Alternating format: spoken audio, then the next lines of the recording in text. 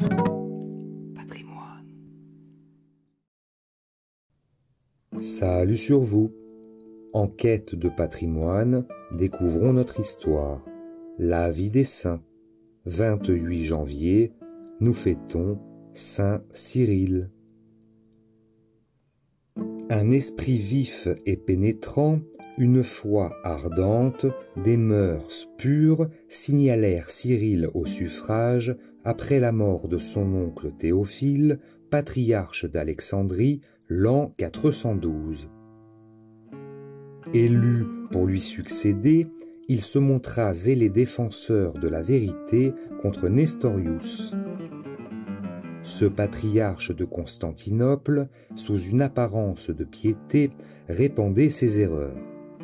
Il prêchait qu'il y avait deux personnes en Jésus-Christ et que la Sainte Vierge, mère de la personne humaine, ne pouvait s'appeler mère de Dieu. Cyril réfuta cette impiété en rappelant que, s'il y a en Jésus-Christ deux natures, la divine et l'humaine, il n'y a qu'une personne, seconde personne de la Trinité, personne divine. Jésus-Christ étant cette personne divine, étant Dieu, et Marie étant mère de Jésus-Christ, on doit l'appeler mère de Dieu.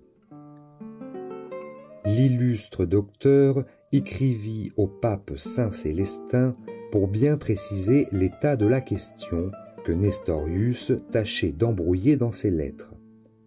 Le pape condamna ses erreurs dans un concile de Rome et envoya la sentence à Saint Cyril en le chargeant de la faire exécuter. Celui-ci assembla dans Alexandrie tous les prélats de la province. Ils reçurent avec soumission le décret du Saint-Siège et le firent signifier à Nestorius. Mais l'hérésiarque persista dans ses erreurs et sa désobéissance. Alors un concile œcuménique fut assemblé dans la ville d'Éphèse l'an 431 par ordre du pape et avec le concours de l'empereur Théodose. Cyril le présida en qualité de légat du Saint-Siège. La première session, qui se tint le 22 janvier, dura depuis le matin jusqu'à la nuit. Une foule immense attendait avec impatience la décision du concile. Dès qu'on apprit la condamnation de Nestorius et le triomphe de la Mère de Dieu, la joie publique éclata en 1000 démonstrations. On fit une ovation aux pères du concile. On les reconduisit à leur demeure avec des flambeaux et en brûlant des parfums. Toute la ville fut illuminée. Jamais victoire, jamais fête ne fut célébrée avec plus de réjouissance et d'éclat. De retour dans son diocèse, Cyril s'appliqua, le reste de sa vie, à conserver dans toute son intégrité le précieux trésor de la foi, à rétablir et à cimenter la paix, ébranlée par l'hérésie.